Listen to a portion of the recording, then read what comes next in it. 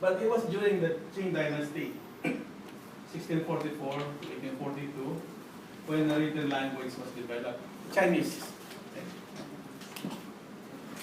Chinese. So, written language in 1766.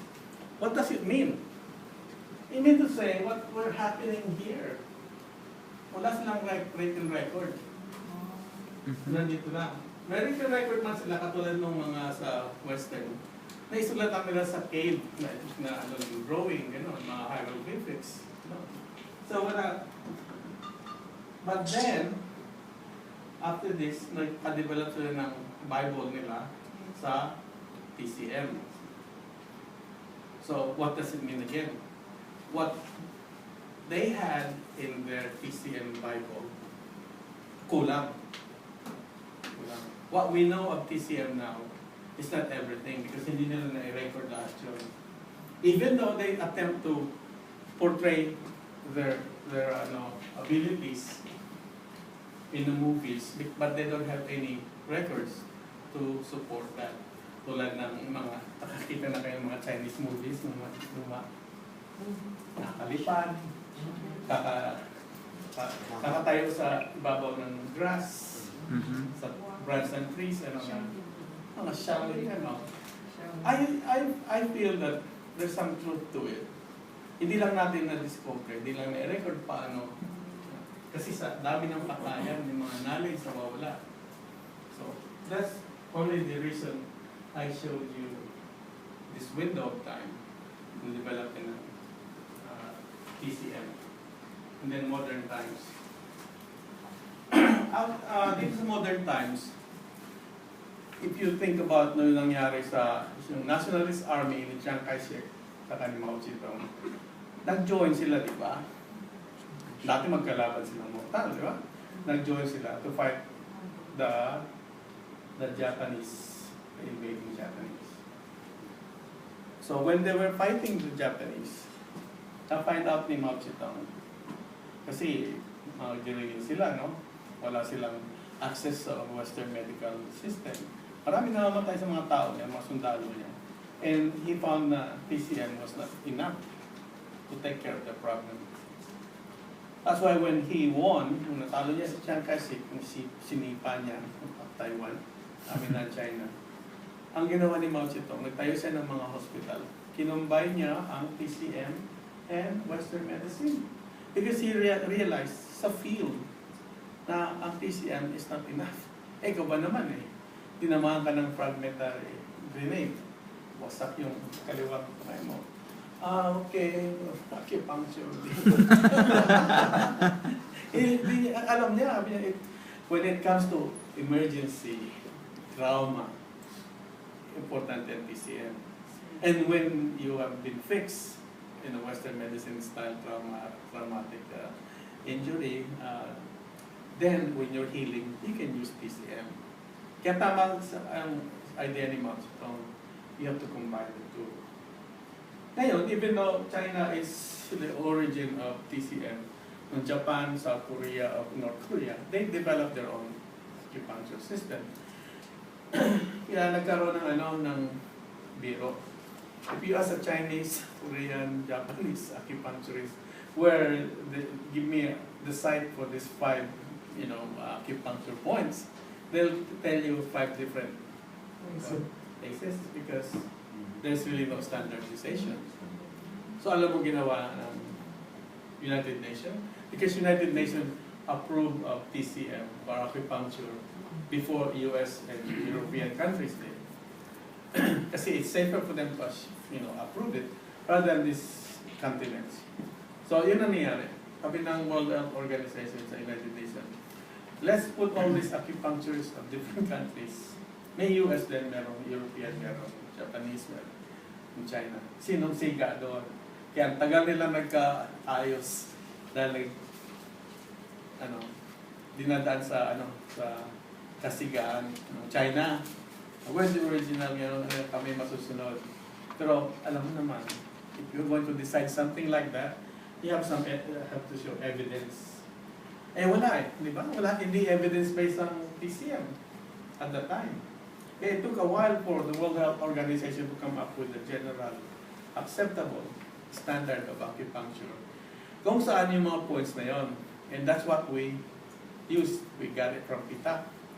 Kami Pitak, ito, Pinak, itong gamitin nyo. So yun ang ginagamit namin from Pitak. Came from World Health Organization. Kaya, if others are teaching acupuncture before the World Health Organization standard came out, wala sila sa standard. So, yun ang history, how it happens. So, modern times, nangyari, kinumbine. So, kaya, why did it did not happen around this period? Kasi you remember, China has been invaded by foreigners a lot. Sabi ng China, katulad ng Japan, we will close off our borders from foreigners. So, wala nang access ang mga Westerners sa China. When China has no access to the foreigners, because they all got foreign devils. Kung titignan nyo sa mapa, ito yung China, no? Ito ang Europe, ito yung Americas, no? What divides them? The ocean, no? Kung itong border sealed, anong mangyayari sa transfer of knowledge and education? Sarado. So while science is, improving here, China was on their own. Kaya yung mga philosophers nila, we have to learn about the human body, we have to learn about the environment, but we are not getting anything, any opinion from the foreign devils. So the foreign devils did there without the benefit of TCM. So kanya-kanya. And then, para maintindihan natin how they combine, pakita ko sa inyo how they promoted what they have. Kasi wala silang laboratory. Sila marami. And pag sinabi ng mga Western doctors dito na, hindi evidence-based yan, walang clinical study.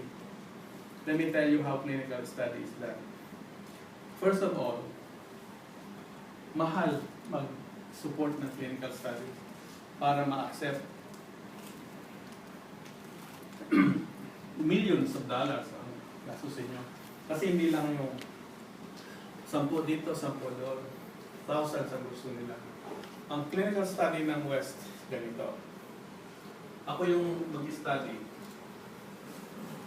At kausapin ko yung hospital kung saan mga ganyan pasyente. Isang grupo dito, isang grupo dito. Pero bago sila na-divide, halo sila. I-randomize sila. Yung mga pasyente yun, kausapin isa-isa. Gusto mo bang mag-undergo as a sample?